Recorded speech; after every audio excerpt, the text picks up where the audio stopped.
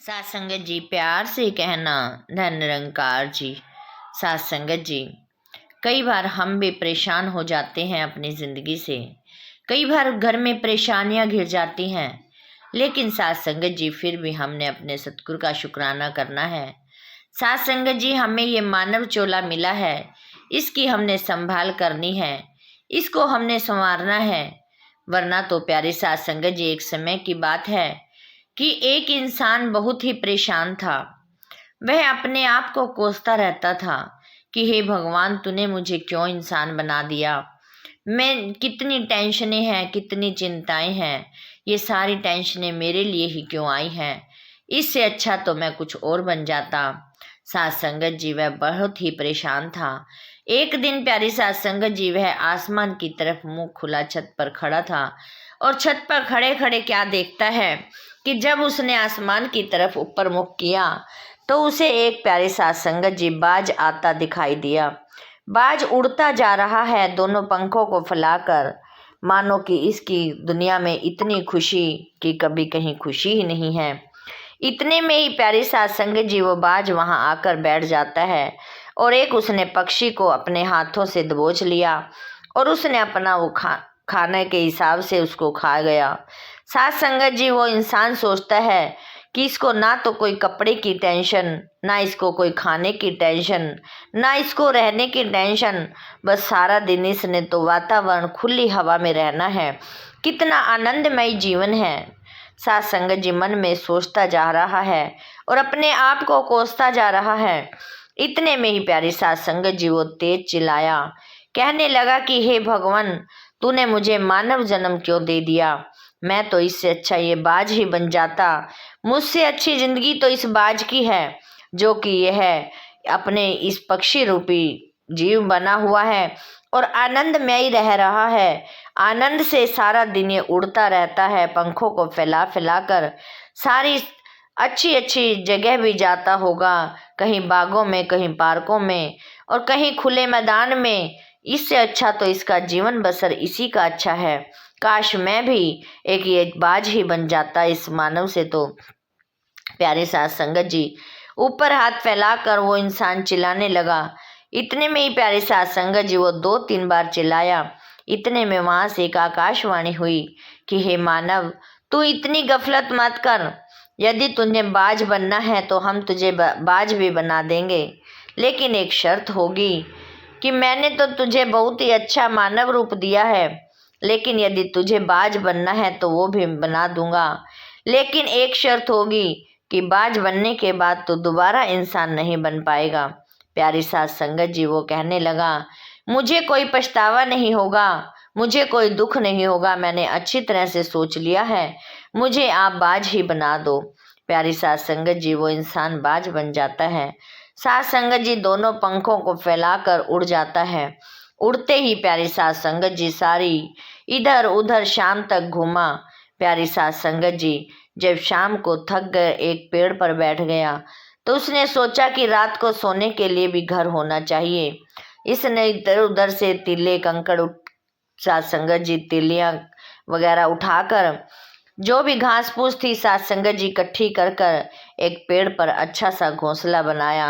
रात बिताई, सुबह हुआ, फिर घूमने चल पड़ा। उठते ही साथ संगत जी दोपहर हो गई। घूमते घूमते सोचा कि कोई पक्षी मिल जाए, कोई मुझे शिकार मिल जाए जिससे मैं अपना भोजन कर सकूं। प्यारी साथ संगत जी घूमता फिरता रहा। दोपहर हो गई, दोपहर से शाम हो गई, शाम से दिल ढलने लगा तो साथ संगत जी एक पेड़ पर जाकर थकार कर बैठ गया। बैठा ही था तो सामने प्यारी साथ संगत जी एक चिड़िया, बीमार चिड़िया को देखा, घायल चिड़िया को देखा। उसने सोचा मैं इसका शिकार कर सकता हूँ। साथ संगत जी भागकर उस घायल चिड़िया का शिकार किया और साथ संगत जी उसी को पैरों में ही दबाकर खा लिया और फिर जाकर उस घोंसले में जाकर सो गया।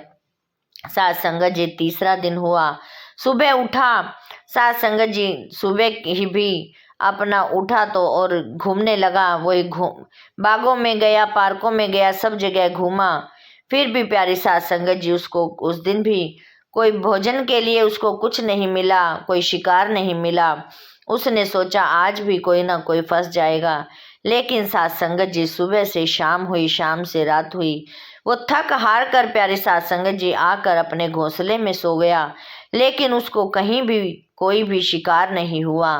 तीसरे दिन साथ संगत जी फिर वो उड़ा, आकाश में उड़ता जा रहा है, मन ही मन सोचता जा रहा है कि आज तो कोई शिकार मिल जाए जिससे मैं अपनी भूख मिटा सकूं, क्योंकि कल भी कुछ नहीं खाया, आज तो जरूर मिल ही जाना चाहिए। साथ संगत जी जैसे ही वो पार्कों में घूमा, इधर उधर घूमा, जंगलों में नीचे उतर गया, लेकिन साथ संगत जी कहीं भी उसको कोई शिकार नहीं हुआ। शिकार के ना मिलने के कारण प्यारे साथ संगत जी दूसरा दिन था, वो थक भी चुका था, अब उसकी कुछ हिम्मत भी कम हो चुकी थी, तो इसीलिए ही भूखा प्यासा फिर से जाकर घोंसले में सो गया।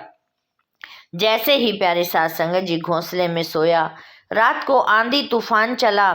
तूफान के चलते ही प्यारी साथ संगत जी वो घोंसला नीचे गिर गया, और बाज भी प्यारी साथ संगत जी नीचे गिर गया। जब नीचे गिरा तो कोई कांटा पड़ा हुआ था, जो कि प्यारी साथ संगत जी बाज के पैरों में चुभ गया, और बाज जाकर उसी के ऊपर ही एकदम गड़ गया उसका पैर। तो प्यारी साथ संगत जी वो वहीं पर खून निकलने लगा उसका, और जख्मी हो गया, घायल हो गया।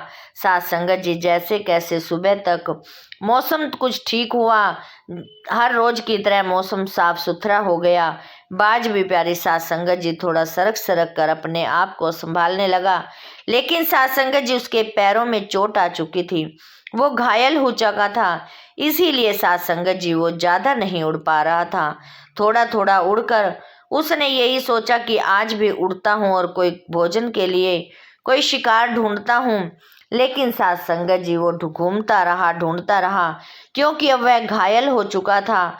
इधर प्यारे साथ संगत जी कुछ कौवे उसको घायल देखकर, और ये भी पता था उनको कि इसको खाना नहीं मिला, ये अब हिम्मत हार चुका है, तो प्यारे साथ संगत जी हारे हुए को तो कोई भी दबा सकता है। इधर से 4-5 कौवे आते हैं, उसको प्यारी साथ संगत जी अपनी चोंच से उस घायल पक्षी को, उस घायल बाज को उसी पर चोंच मारने लग जाते हैं। बाज अब हिम्मत भी हार चुका था, भूख के कारण भी और घायलता के कारण भी। अब उसका प्यारी साथ संगत जी कौवों से भी पीछा पड़ना छुड़ाना बहुत मुश्किल था। अब वो थोड़ा सा ऊंचा उड़ा, क्योंकि प्यारे साथ संगत जी कौवे ज्यादा ऊंचे नहीं उड़ सकते, लेकिन बाज प्यारी साथ संगत जी आसमान तक की ऊंचाइयों तक छू सकता है। इसीलिए प्यारी साथ संगत जी वो जैसे कैसे उसने हिम्मत जुटाई कि मैं इन कौवों से पीछे हटूं, छुड़ाऊं, लेकिन प्यारी साथ संगत जी वो थोड़ा ज्यादा उड़ा। इतने में प्यारी साथ संगत जी कौवे नीचे उतरने लगे। बाज भी कुछ ही समय के बाद जब देखा कि अब कौवे पीछे नहीं आ रहे, तो साथ संगत जी वो एक छत पर उतर बैठा। छत पर प्यारी साथ संगत जी बैठकर क्या देखता है कि साथ में एक छोटा सा हॉस्पिटल है। वहां पर प्यारे साथ संगत जी सभी इंसान वहां से अपना इलाज करा रहे हैं। इलाज कराकर एक एक करके बाहर आते जा रहे हैं। साथ संगत जी अब मन में वही विचार आया कि हे प्राणी, यदि तू मानव होता, यदि तू इंसान होता, तो तू अपना इलाज ये यहाँ से करा सकता था।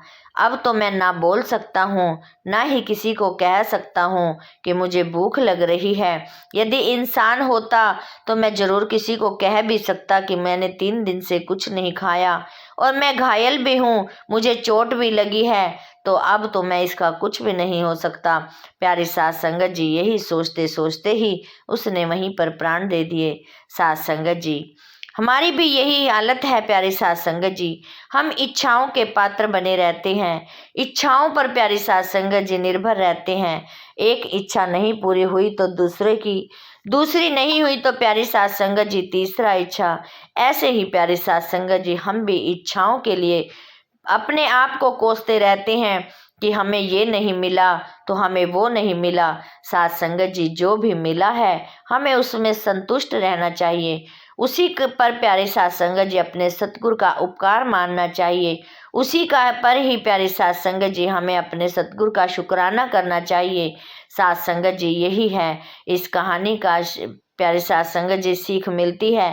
साध संगत जी वो बाज तो मर गया, लेकिन साध संगत जी हमारे लिए सीख छोड़ गए कि प्यारी साध संगत जी हमें कैसे अपने आप को संतुष्ट रखना है। सेवा सिमरन सत्संग से ही हम अपने आप को संतुष्ट रख सकते हैं। अपने सतगुरु के बताए मार्गों पर चलकर ही प्यारी साध संगत जी हम अपने आप को संतुष्ट रख सकते हैं। इसीलिए प्यारी साध संगत जी हमें कोई भी किसी चीज़ की अपनी इच्छाएं ना पालें, और जो भी प्यारी साध संगत जी सतगुरु की रहमत से मिला है उसी में शुक्र करना सीखें, उसी में गुजर करना सीखें, तभी हम प्यारी साध संगत जी अपना जीवन आनंदमय जी सकते हैं। साध संगत जी दासी से बोलते हुए बहुत सी गलतियां हुई होंगी, दासी को अनजानी बच्चा समझकर क्षमा करना, और साध संगत जी दासी इन्हीं वचनों से इजाजत चाहेगी। दासी के चैनल को भी प्यारी साध संगत जी जरूर सब्सक्राइब करना, लाइक करना, शेयर करना साध संगत जी, ताकि दासी आप जी के साथ जुड़ी रहे और आप जी का आशीर्वाद लेती रहे। साध संगत जी प्यार से कहना, धन्य निरंकार जी।